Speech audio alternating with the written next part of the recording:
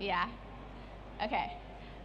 Well, hi everyone. I am so excited to be here.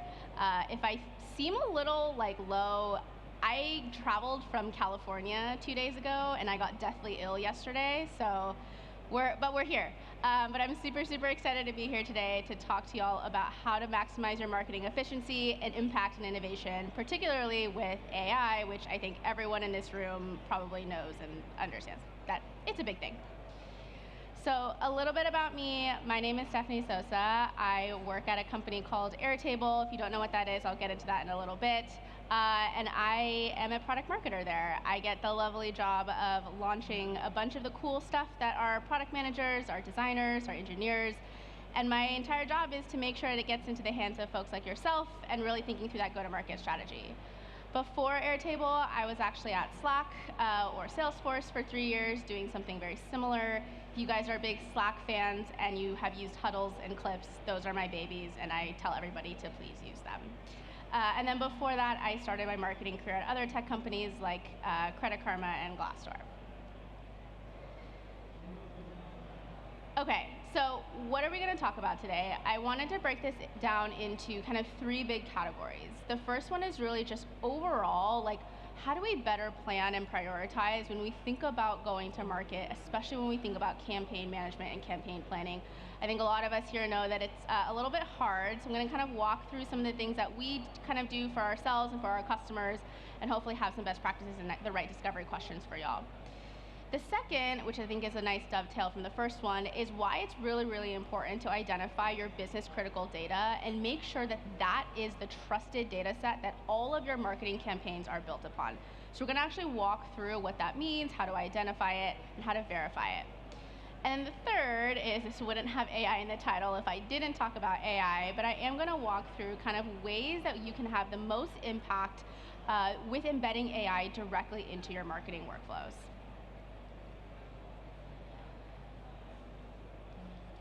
Okay, so before I kind of get into the solution, I wanted to take a step back and just kind of reiterate what I think a lot of us who are marketers in the audience kind of understands what is the current challenge. The first is that data is everywhere. With this proliferation of a bunch of data, digital data and tools, especially because this has started, I would say, probably in the pandemic, right? It was great. We had a lot of different digital tools, things that were point solutions that maybe was just for campaign management or just for content calendar, or even asset production. And it's not that these are necessarily bad, but what happens is that a lot of our large customers and a lot of organizations end up having hundreds of tools. We actually found that some of our biggest customers on average have over 350 SaaS tools that they are paying for and they are quote unquote using. That is a lot of tools, that is a lot of information, and that is a lot of data scattered everywhere. What happens is that information becomes silo and it becomes trapped in one tool. It can't really connect to another tool. And so you have a ton of marketers, a ton of people across the organization using all these different tools, and it's not really talking to each other. Which leads to this idea that processes are really painful. Think about it. If you're working with a bunch of different tools and data is everywhere, it's really hard to figure out the most scalable way to have a repeatable process, right? So think about if you're in marketing and you're running a campaign. If you're using, I don't know, 10 to 15 different tools, just planning a campaign, that's really hard. And we've actually seen some of our customers do this. And so this is something that we're really going to talk about, like how we kind of get away from this. This third challenge, I would say, is kind of the more recent one. As I'm sure you know, there's this explosion of AI. Now, generative AI is not new. It's been around for a couple years, but with kind of the introduction of ChatGPT and really putting it into the hands of all users, what we found is that there are tons of AI companies, AI tools, AI solutions that are pitching that they are the best AI tool to do X, right? So you might have an AI tool that's like, I'm the best at localization, or an AI tool that's, I'm the best at reading data. So it kind of harkens back to this idea that data, there's so much data, there's so many AI tools, and what happens, it's really hard to sift through the noise.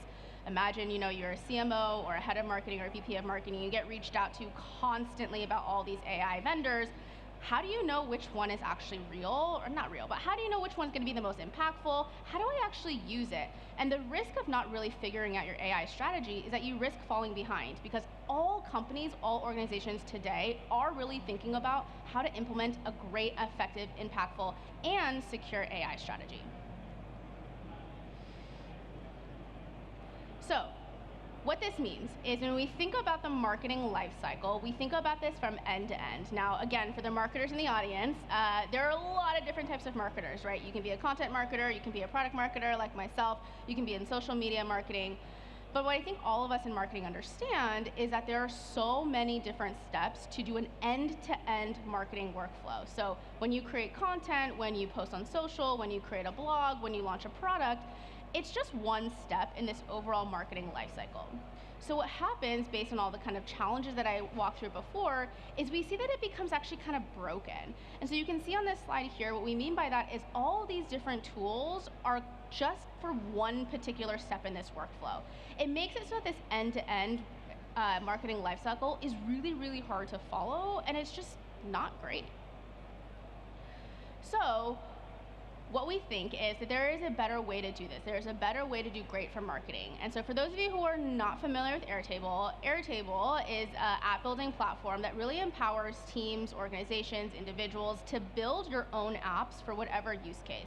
So if we take a marketing example, imagine you can build your own campaign management tool.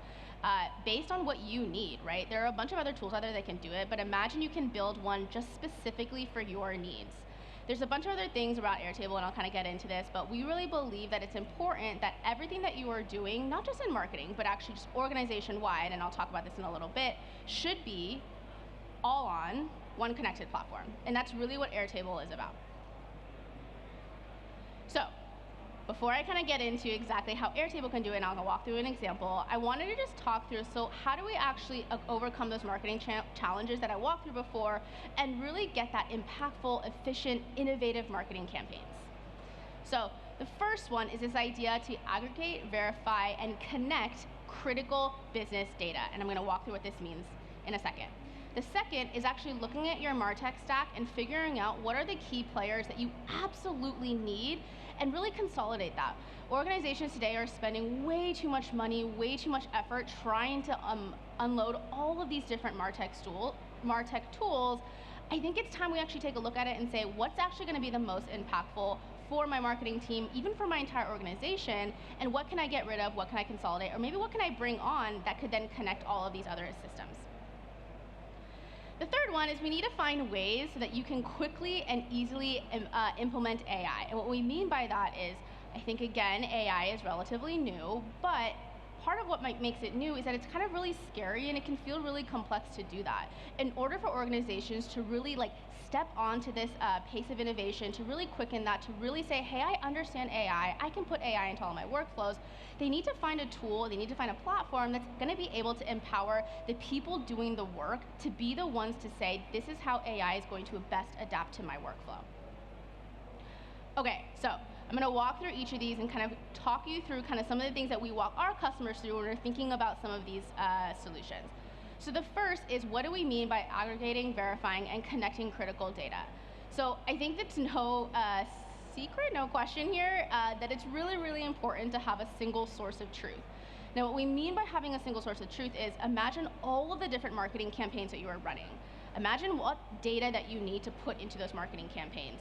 Some of it is probably more critical than others. So if you think about it from a campaign management standpoint, this is probably things like audience data, or deliverables, or people who are, need to approve your particular campaign. This is what we mean by critical data, but it also needs to be accessible, and it needs to kind of be trusted, right? Imagine all these different tools and all this data that you're working with. When you're planning a campaign, whether you're doing it in this tool, whether you're doing it in Airtable, right? You have to know, is this data actually up to date? And how many of us have actually had to walk and question a bunch of teams? I have definitely had to do this, where I had to ask a bunch of different engineering teams or design teams or product marketing teams to actually feel like, okay, is this actually the right data that I'm using to plan out what I need to do? So how do we actually do this? So I think that there's three kind of categories to what we mean by this. When we talk about aggregating critical data, what we mean by what information is actually fueling your most important workflow. So think about it when you're in your day-to-day job. What is the information that you need in order for you to actually do your job, right? When we think about verifying this, what we mean by that is how is this information, this data that you're using to plan and execute your campaigns, how is it actually going to be accessible to all users that need to use it, but how is it actually going to be trusted? What we mean by trusted is that verified data, or data that is verified, needs to be able to power all of your workflows. And the more that your users truly understand and can actually easily see that that data set is verified, you spend a ton less time actually asking questions, figuring out if this is the right data set. You're just reducing a lot of errors of your team. The third piece is what we really talk about connected data. What we mean by that is a lot of the data sets that we use as marketers, especially because as marketers we are incredibly cross-functional, that data set is connected and other teams are going to need to use that or would want to use that. So a really great example is, as a product marketer, a really critical data set would be a product roadmap, right? If my job is to launch all of the products across the next quarter or the next half, I want to know what's on the product roadmap. But the product roadmap is not my data set. The product roadmap is likely the product team's data set. The engineers probably need that product roadmap data set, right? The designers need that product roadmap data set. And so when we think about this idea of data being connected, it's not just connecting within your marketing team or within your small, whether it's content or social, whatever. It's really about how is this data so important and so critical that other teams across your organization are really going to connect to that and also need that data to be verified. So if you think about, if you're not familiar with Airtable, we have a feature called verified data, which is exactly what it is. You are enabling users to go and say, hey, this data set is going to be housed in Airtable. I can actually verify it with a badge, put it in an accessible library, so now any user that goes into Airtable that's actually thinking, okay, I'm going to build my product roadmap or I'm going to build my go-to-market tracker, can very, very quickly see, oh, okay, that's the data set that I need, that's verified, no questions asked, you can get started in a minute. So some other kind of examples of what we mean by this business critical data that would likely love to be verified are kind of things that you see here. So for campaign management, I think I said earlier, so things like campaign data, so campaign plans or programs or titles, audience data, so leads or channels. Even if you're in marketing production, right? So things about assets data. I mean, for those of you who might be in retail, things about product SKUs, inventory, photo shoots, etc. What about vendors or staffing data? So all the vendors that you need for your marketing campaigns. If you're thinking about a marketing calendar and you're putting together a calendar, whether it's content, whether it's social, whether it's product marketing, deliverable data is incredibly critical, right? Because it's not just you that needs that data, it's all of your other cross-functional team members that need that data. But as I said, this data, marketing teams aren't the only teams that need this. So what happens is when you have this idea of this critical data set that is accessible, that is trusted, that is always up to date, what happens is it can connect to all parts of your organization, really driving that org-wide alignment. In this example here, actually, the critical data set here would be what you see in this production. So this is taking from an entertainment example, a media example. So imagine that data set in the middle is a list of all the different shows that this media company is creating. So think about HBO or any other media company. That's a very, very critical data set. And now imagine that data set is super accessible, and then all these other teams in the organization is then connected to that, but they're doing something different with that. So you can see from marketing, I might want to know that because I want to run a campaign to promote a particular title. HR, I might want to make sure that if we're hiring any contractors to help produce that particular title. Or if I'm in legal, it's like, hey, I need to make sure all the vendors and the contracts are signed that's producing all of that. Okay, so the next thing that we really want to talk about is how and why you should streamline and consolidate your MarTech. So I think it's no secret that a lot of the tools here today that a lot of marketers are using are really powerful, but a lot of times they're super, super rigid. So we believe that you really need this flexible platform that can adapt to whatever workflow you're doing. Now, again, it's not just marketing, but imagine you can have a platform that can flexibly adapt to any particular workflow that the company is doing. So that way, your information is actually not siloed, and that way, your entire marketing can use, one or two tools, and then that can connect to your product, engineering, design, etc. So some questions that we really want to ask here is, for the tools that you are using, are they rigid? Are they pricey? Can they actually adapt to your workflow and not the other way around? are they able to connect to both your existing systems and your existing systems? So what we mean by that is, we're not saying that you're only going to use one tool. That's not realistic, right? There are a bunch of key tools that we're using. So we can think of things like a CRM like Salesforce, or maybe Jira, or maybe other things like Adobe, right? Those tools are going to be very, very key and very crucial, but you still want a platform that's going to empower teams to build apps that can connect to those existing systems and actually complement those existing systems. And the third piece is actually kind of really interesting, and this is what we've really been asking a lot of our customers is, are your users actually using these tools? And instead, making sure they're not just shelfware, right? Again, if you take that stat of a lot of our large SaaS companies are having over 350 tools in their tool stack, I will bet you that some of those tools just become shelfware and no one's actually really using it. And so this question actually has been super, super powerful when we talk to our customers. Like, you want to make sure that your tools are used by your users, they're loved by your users, it's intuitive to any user. It doesn't have to be super technical, it doesn't have to be super complex, it doesn't have to be super rigid. Okay, and the third piece is, like, I'm finally getting to this AI piece. So again, as we think about this, there are so many companies and solutions and vendors out there that are talking about AI and how you should embed AI.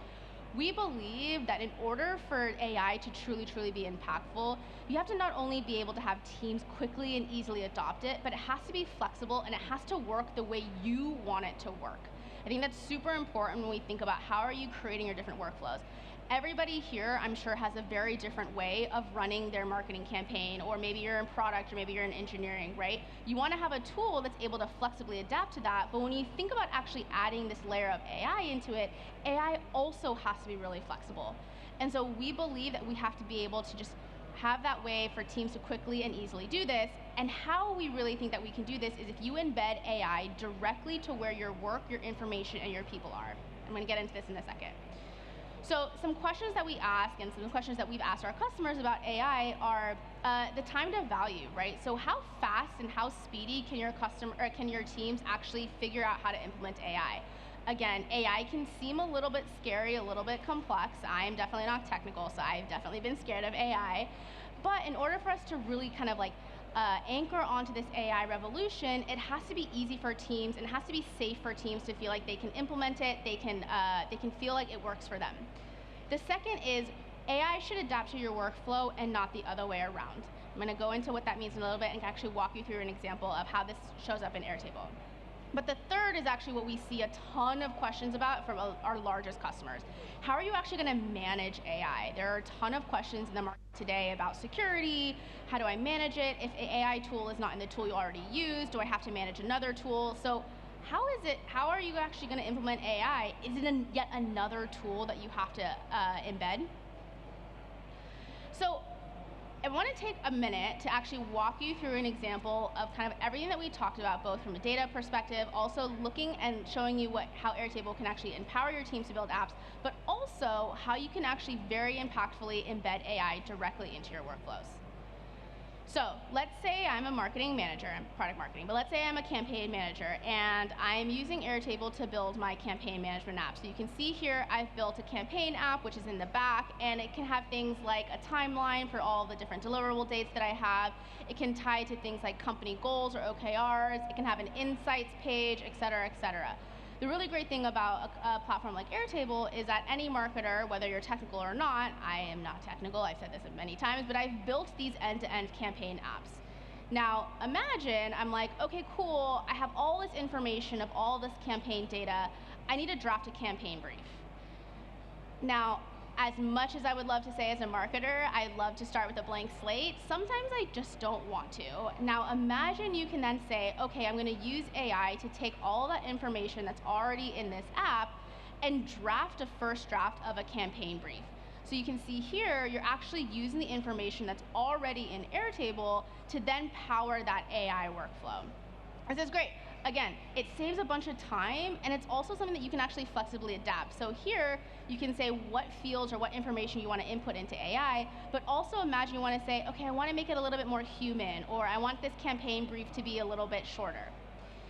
So here's the draft of the campaign brief. And as I really want to talk about AI here, I think there's something that we really want to anchor on, is that AI is your partner to the job, it's not the job yourself.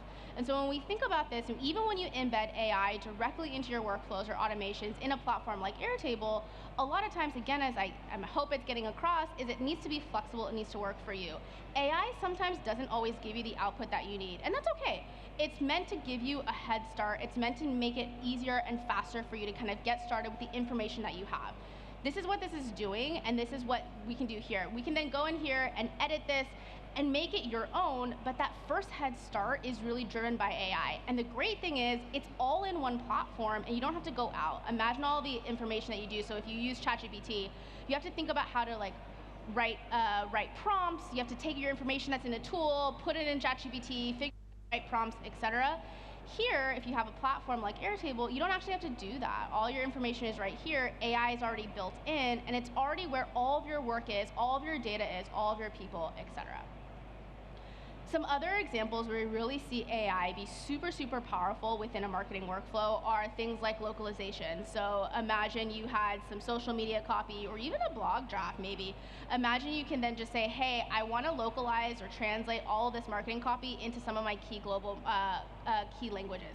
Super cool. Now again, that doesn't mean that takes over everything. You'll probably still need some checks and balances here, but imagine again, this is just getting you to time to value faster. It's speeding up your production, so you're focusing less on kind of the manual steps and really focusing on the more strategic parts of your work. The second thing that we really see AI be super impactful is imagine you can use AI to summarize all of your campaign success. So again, if you have all that information about your campaigns here in a platform like Airtable, imagine you can ask AI, okay, based on all this data that I'm seeing, which campaigns do I need to pay attention to? Which campaigns are successful? So you don't actually have to go and dig for that information yourself. And the third part is really about content generation. Now, again, this is something that I think I've seen a bit controversial with marketers, but I think what's really important here is that this just is a first draft. Again, AI still needs that human element. We are creative, we're smart, we're intelligent, it still needs that human touch. So we're saying that AI can give you that first leg up, and then you come in with your own expertise, your own guidance, and really power that. Okay, so some key takeaways here. The first is, again, this idea that you really need to identify what is your business critical data and make sure that that data is accessible and trusted so that users, whether it's within your marketing team, whether it's in other teams, are not questioning that this is the data that they want to use to power a workflow, power a campaign, power whatever that they're doing with that data. The second is actually taking a really hard look at your MarTech and your tools and figure out which ones are really going to be impactful, which ones are going to be super flexible, that's able to really allow your teams to customize it so it works the way they really need it to work. There are a lot of tools out there that are super, super powerful, but what happens is if they're super customized, it becomes really, really rigid, and it's really hard to deploy. It's really hard to really make it work for you. So we believe that you really need to take a look at your tool stack and really choose the tools that are flexible, they are connected, and your users just know how to use it and love how to use it. And the third is, in order to really hop onto this AI train and really take it by the reins and really figure out how AI is going to best adapt to your workflow, how AI is really going to help you, because again, we all have different ways of working. AI can help us in all different ways. Figure out a way to implement directly into your workflows, again, where that information already is, so you don't have to go to an outside tool, you don't have to pay for an outside tool. Find something where you can actually embed AI directly into your existing workflows, so you're powering that every step of the way. So if you do all of that, the result is, I'm bringing back this image here, is that you get this unified, efficient marketing engine. Now remember, in the other slide, a lot of this was broken, a lot of this was siloed, there were a lot of different tools. You still see outside tools here, but instead you now have this one platform where every single step of your marketing lifecycle is powered on one platform. So no matter what marketing team you are, or maybe any of your cross-functional teams are, all of your data, all of your information, all of your workflows are here. And then imagine that at every step, or any step you choose, you can actually power that with Airtable AI. You get to choose, it doesn't have to be one and done. I think that's what we really truly mean by it being flexible.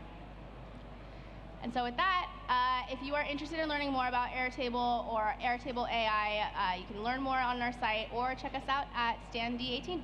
Thank you all.